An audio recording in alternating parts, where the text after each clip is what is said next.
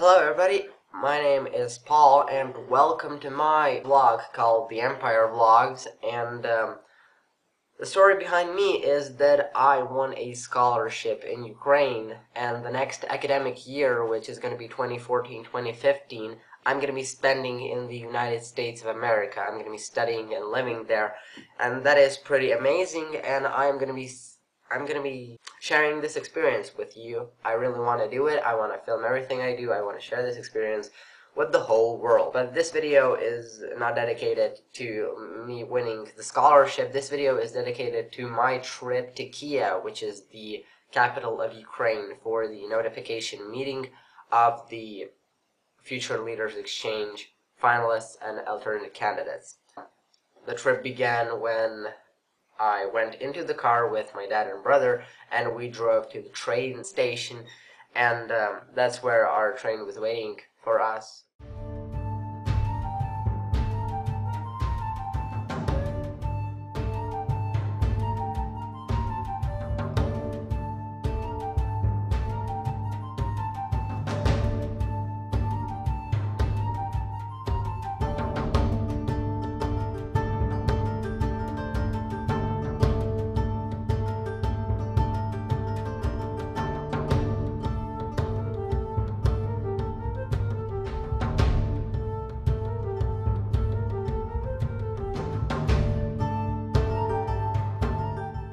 First, we traveled by car, and then we traveled by train from Uzhhorod, which is the city where I live when I was born and raised, to Kiev, the capital. The trip on the train took us something about like 16 hours or something. Well, that's okay, not that much. We went through cities like Lviv, Ternopil, Vinnytsia, and then Kiev.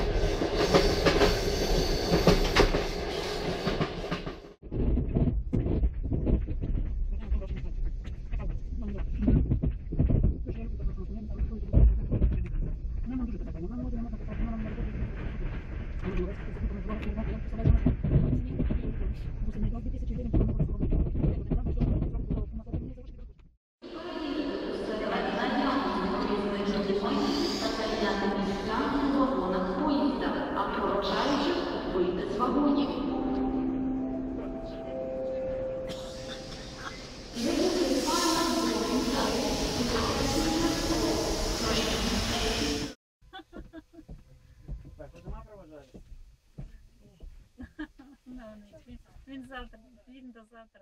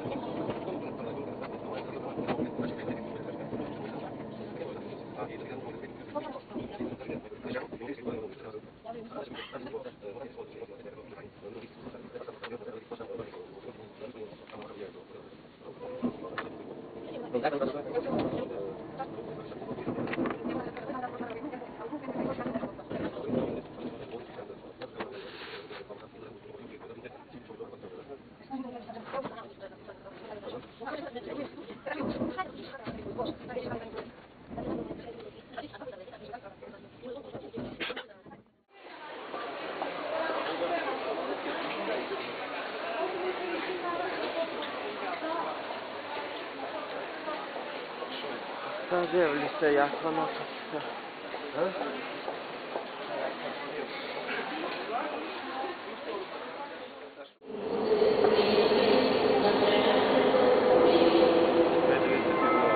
Так тільки ноги, я ще його не даю.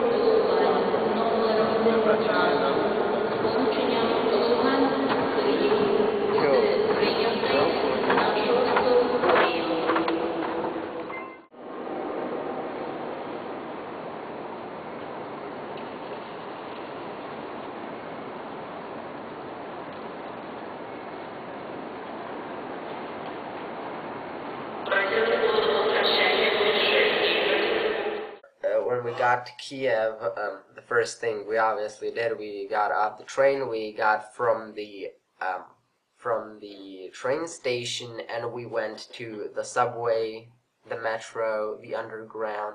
So let's just call it the metro because that's how we call it in Ukraine.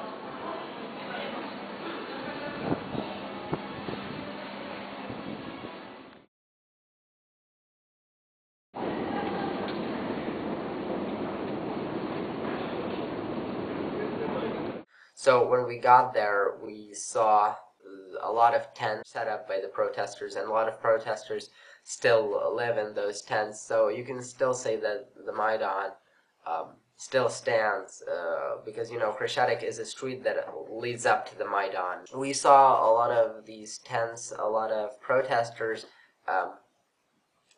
So the Maidan is not that active today, but it is. It still stands. It still demands what it still was demanding a few months ago.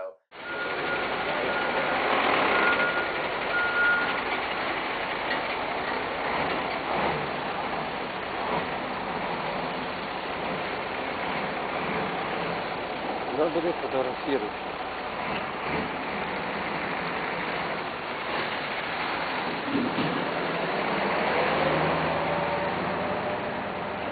Штаб революції, ото є Київська міська рада, це адміністрація. Це міська рада? Так, що вони там. Ага, а той будинок профспілок то на Майдані. Так, то його обстріляли. То напроти нашого міністерства. А ваше не захватили?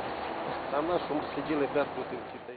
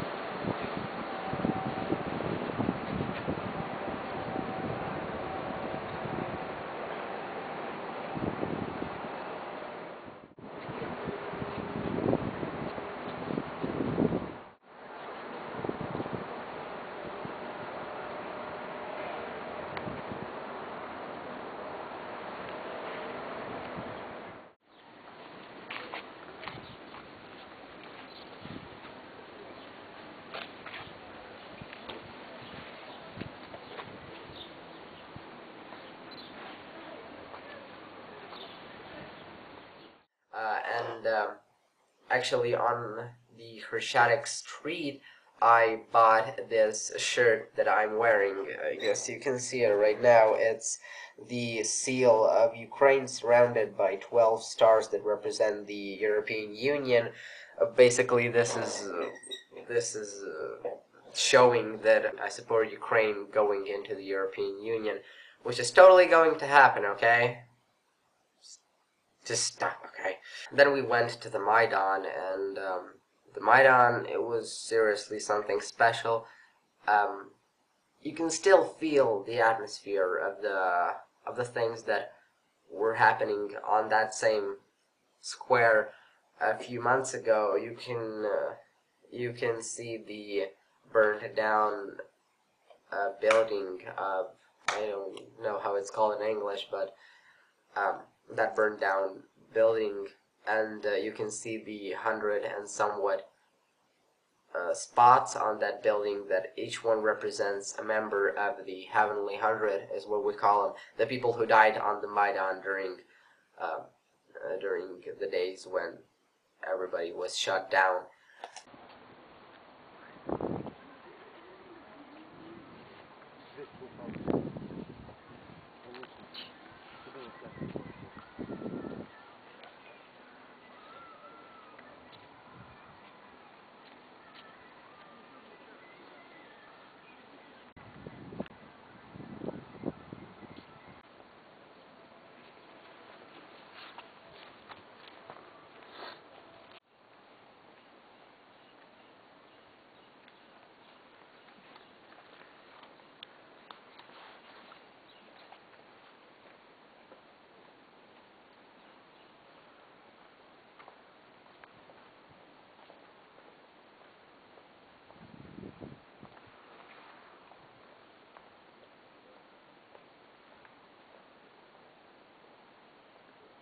And there are a lot of flowers, a lot of photos of people who died, and the one that really struck me, like, not that made me cry, but really gave me a feeling right there, was when I saw a photo of a 19 or 18-year-old boy. Well, not a boy, he was a man, he was definitely a man. He died on the Maidan. Well, it sort of struck me because he's sort of like from my generation, and I see that if it was not him, it could be somebody else. It could be me, or it could be somebody from my family, and um, you know, it's really stupid that people had to die that way. And young people, that man, he didn't even have a chance to live, and he already died. We were on the Institutska Street. That was the street where many people got shot by the Barracuda. So obviously there we could see a lot of photos of dead people.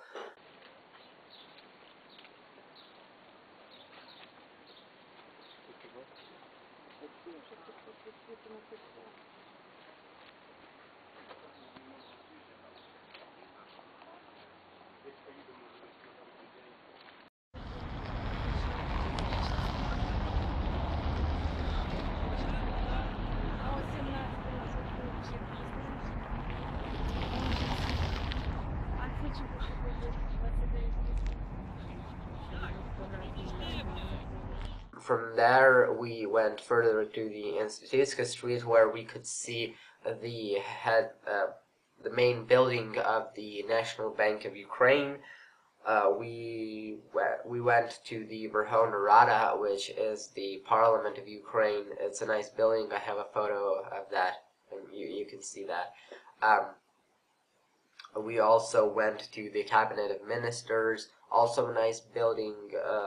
And then we sort of just went to churches, which were located, there were like 3 churches located not far from each other in the center of Kiev, so we went to see that. In one of those churches was a guy that was playing a musical instrument, which I'm sorry, I don't even know how it's called. Well, he was playing that, and obviously that was an awkward moment, so I couldn't just get my camera and start filming him. Instead, I took my phone and got the recorder going.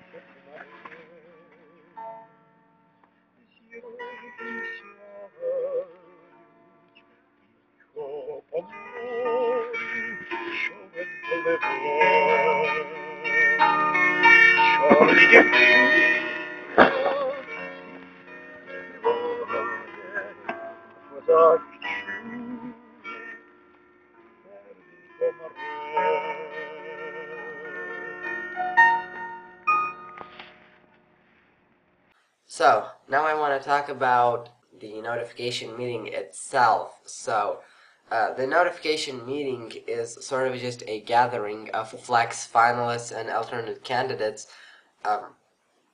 where the people that work at the American councils talk about everything there is to know about Flex.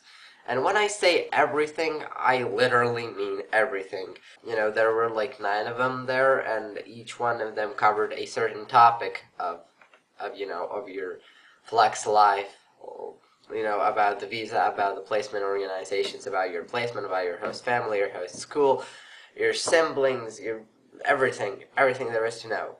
Okay, so, and now I want to tell you a few things that I thought they were really interesting for me. Anyway, the first thing they did, they told us the amount of people that actually tried to get the scholarship. So if you might know that Flex is divided into 3 rounds, and with each round, less and less people actually get to the next round. So at the end, you have about 200 finalists that are selected to get the scholarship to study in the United States of America. Okay, so at the first round, we had 8,267 people. That is a lot. I'm not gonna lie, that is a lot. At round 2, we had 3,100 people, and at round 3, we had 1,327 people. And at the end, we have about 200 finalists and 40 alternate candidates. So, I also calculated the percentage of the chance that you would get to the next round when you are on the given one. So, your chances of processing to the second round are 37.5%. Chances could be better, but it's still a lot. 37 is a lot. Your chances of I don't know, like getting to the third round, just put it in simple words, is 42.8%. So, and your chances of becoming a finalist out of the semifinalists of Flex is 15%. So, out of all people that are waiting for the results, only 15% are, actually selected to become finalists. Your total chance of becoming a finalist out of all people that, came to the first round is 2.4%. And that makes it that there's only 1 finalist in 40 people. Which makes me feel really special. I'm not gonna lie, they told us that we would be getting $125 a month. Dental surgery is not covered. There are 3 types of schools in America. There are public schools, private schools, and religious schools, so I could, be in any one of them.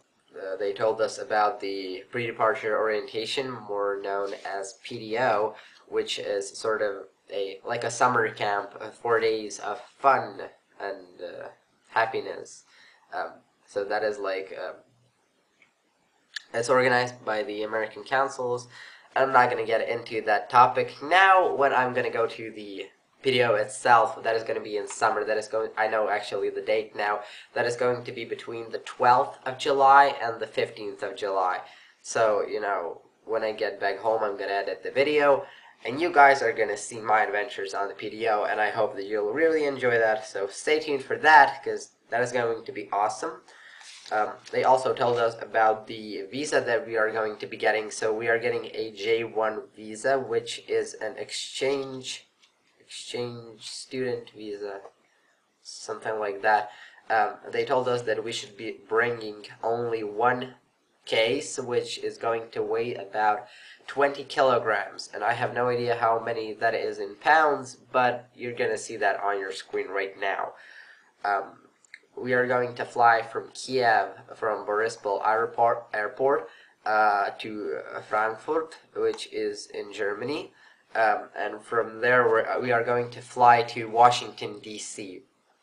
And then from Washington, D.C., we're going to stay there in the hotel over the night, and on the next day, everybody is going to fly to their state. Those are like 2 or 3 hours of dense, packed information. A lot of information that I already knew, but my dad, who was also at the notification meeting with me, he traveled with me, he might have not known a lot of this information, and the things that are actually written here are written by him, because I didn't even want to write anything. So then after they stopped talking, finally, the actual finalists and alternate candidates went to a different room to get their papers ready and give them away to the people working at the American councils. So there was like a list of things we had to bring with us to the notification meeting.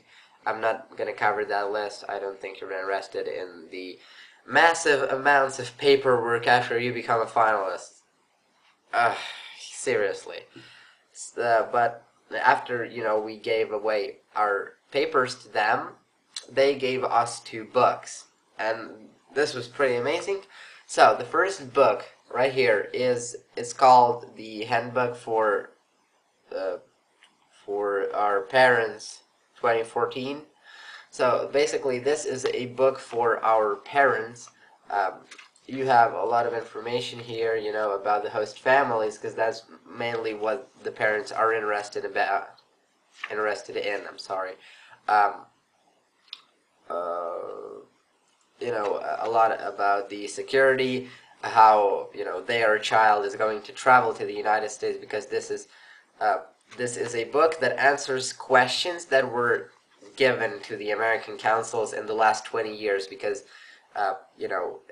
the program has a pretty long story. The second book is called the Student Handbook. 2014-2015, that is the exchange year, the academic year, which I'm going to be spending in the United States. This book is in English. This book is in English. It has a lot of detailed information about everything you should know.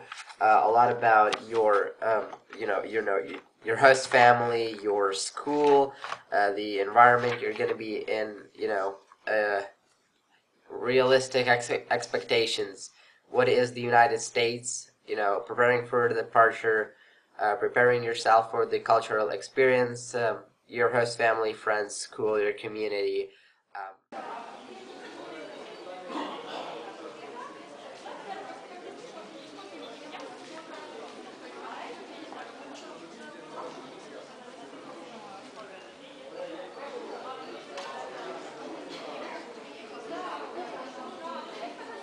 So, and then we went back home, and I was back home.